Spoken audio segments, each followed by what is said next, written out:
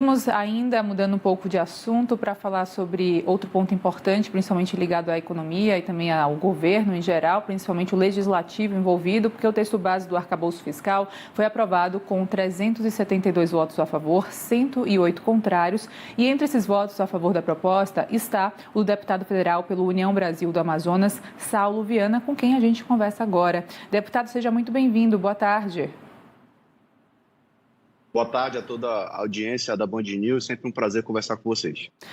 Temos, então, a aprovação do arcabouço fiscal, o teto de gastos, portanto, sendo substituído por medidas, destaques que foram analisados, aprovados, modificados, principalmente quando a gente olha para o Fundeb, o fundo do DF, que foi retirado desse novo arcabouço fiscal. A começar por aí e mais análises iniciais a respeito do que temos até aqui com essa aprovação, deputado. Sim, nós tivemos a aprovação nessa semana, do arcabouço fiscal, da âncora fiscal, tem esses dois termos que são usados. Teve essa mudança que ela aconteceu ainda no Senado, que foi a retirada da exigência, do cumprimento de metas, tanto do Fundeb como do Fundo Constitucional do DF, e a Câmara acompanhou essa votação, nós tivemos essa aprovação, que é algo muito importante para a economia do nosso país. A gente sabe que essa discussão era primordial para o primeiro semestre aí do governo, né? Vamos avançando aí com o passar desse primeiro ano de governo, inclusive a votação que era considerada primordial para o envio do projeto de lei orçamentária, anual de 2024. A gente sabe que todas essas discussões exigiram muita articulação política, Queria te ouvir a respeito desse assunto. A Lene falava em relação aos votos, mas não é difícil, não é fácil, melhor dizendo, não é da noite para o dia que um projeto desses acaba avançando. Queria te ouvir nesse sentido. Então, o governo tem seguido aí um contexto de poder mandar para a Câmara, para o Congresso Nacional, projetos que são importantes para a economia. E aí nós tivemos recentemente aprovado na Câmara a reforma tributária, que seguiu, já está sendo analisado pelos senadores, está agora no Senado. O arcabouço fiscal foi uma matéria também que foi amplamente discutida na Câmara, e aí ela seguiu para o Senado. Não foi diferente essa discussão lá, tanto é que teve essa mudança e voltou para a Câmara, e aí teve toda uma grande discussão para que a gente pudesse chegar ao consenso. Isso foi um trabalho muito importante dos líderes partidários junto com o governo, e o projeto realmente só foi levado a plenário quando a discussão já estava amadurecida, quando já tinha chegado a um acordo entre os líderes e, naturalmente, entre os partidos, para que o projeto tivesse uma aprovação, sem que tivesse nenhum tipo de dúvida de repente, esse projeto ser modificado, até mesmo ser rejeitado pela Câmara, uma vez que é uma pauta importante para a economia do nosso país. Então, essa articulação, esse trabalho dos partidos, dos líderes partidários, juntamente com o governo e o presidente da Casa, óbvio, foi essencial para que esse texto chegasse maduro até o plenário e fosse aprovado com ampla maioria. Essa busca pela arrecadação de 162 bi para cumprir essa meta, então, além disso, temos algumas premissas que foram abordadas, como, por exemplo, a promessa de zerar o déficit primário em 2024, com superávit de 0,5% do PIB em 2025, 1% em 2026. A gente tem, então, um espaço, tempo e uma previsão, uma busca de cumprimento dessas metas.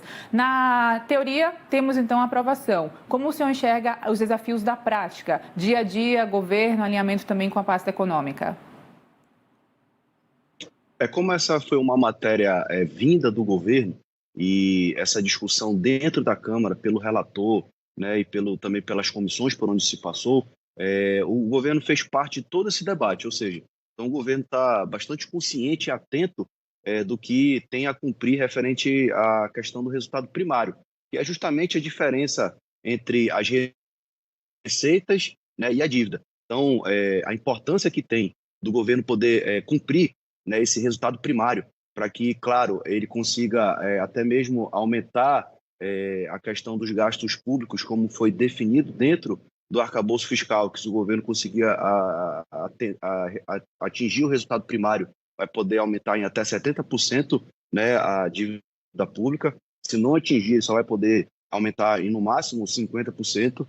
Então, na prática, né? O governo está bem consciente do que precisa fazer, e aí vai de encontro a outras matérias, como eu disse, principalmente a questão da reforma tributária, para que a gente possa, nessa união dessas duas matérias que são tão importantes, para que a gente possa fazer com que o Brasil possa baixar a taxa de juros, para que a gente possa incentivar a economia do país, a voltar à geração de emprego, aumentar o crescimento do PIB e, assim, fazer que o país volte a crescer economicamente, volte a se desenvolver, volte a gerar riqueza e que essa riqueza possa ser distribuída entre todos os brasileiros.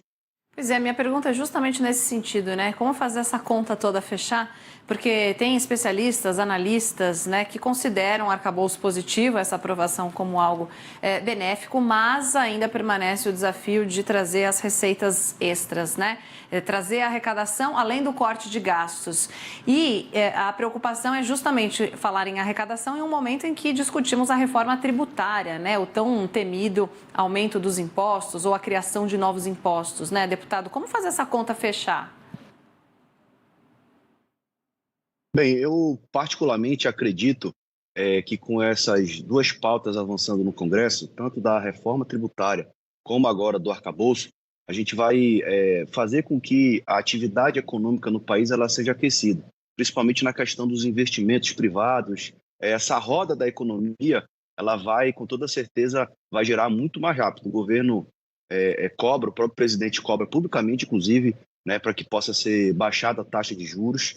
Já teve, a última reunião do Copom, ela já teve uma baixa na taxa de juros. Eu acredito que a tendência é que ela continue baixando. O governo investe também na questão de conceder crédito, né, poder ter condições de conceder crédito. Nós temos aí também um programa do governo federal, que é o Desenrola. Isso vai fazer com que a população volte a ter condições de poder consumir. Então, a população voltando a consumir, a gente vai aquecer a indústria, vai aquecer o comércio. Isso, naturalmente, vai fazer com que a arrecadação do país também cresça, né? A arrecadação crescendo, a gente vai poder fazer com que o governo possa ter aí, com o aumento da arrecadação, possa gradualmente, como está estabelecido no arcabouço fiscal, poder aumentar os gastos públicos dentro do limite. Porque o arcabouço é justamente isso, é poder ter parâmetros e limites para principalmente a questão do aumento dos gastos públicos, e assim a gente não cresce o endividamento, e assim a gente faz com que não aumente a inflação, não aumente os juros e a atividade econômica do país melhore. Então eu acredito que essas duas medidas vão influenciar diretamente no aumento da arrecadação, né, do governo federal, consequentemente dos estados e municípios, e também com a essa regra estabelecida pelo arcabouço fiscal, vai fazer com que a atividade econômica do país, a confiança, principalmente dos investidores, faça que o país volte a crescer e se desenvolver.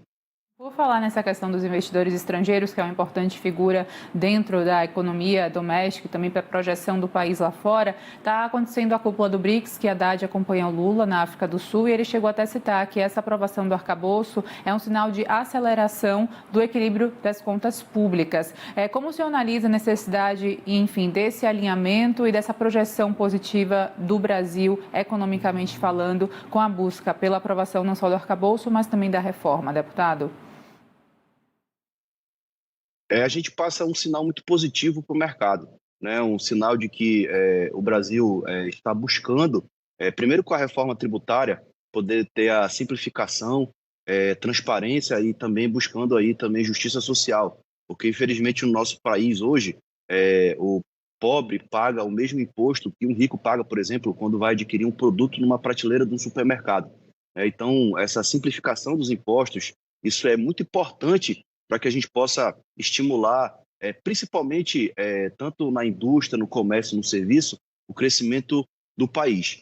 E também a questão do arcabouço está passando também uma mensagem para o mercado de que o governo tem ali responsabilidade com o gasto público, responsabilidade para que não se aumente tanto, né, o endividamento público. Isso ajuda naturalmente na baixa dos juros e ajuda também para que a inflação não aumente, e isso faz com que o PIB brasileiro cresça, que é toda a riqueza produzida dentro do país. Então, esse sinal que é mandado para o mercado, tanto para o mercado doméstico, o mercado nacional, como para o mercado internacional, de que o Brasil tem responsabilidade fiscal e o Brasil busca, através de uma reforma tributária, uma vez que o nosso sistema tributário é um dos piores do mundo, com essa simplificação dos impostos, faz com que os investimentos, principalmente os investimentos internacionais, passem a aumentar aqui no Brasil, né? Isso vai, com toda certeza, atrair novas indústrias, vai atrair novas empresas para vir para o Brasil, porque vai ver que o Brasil é um país que tem responsabilidade fiscal e é um país que tem buscado, através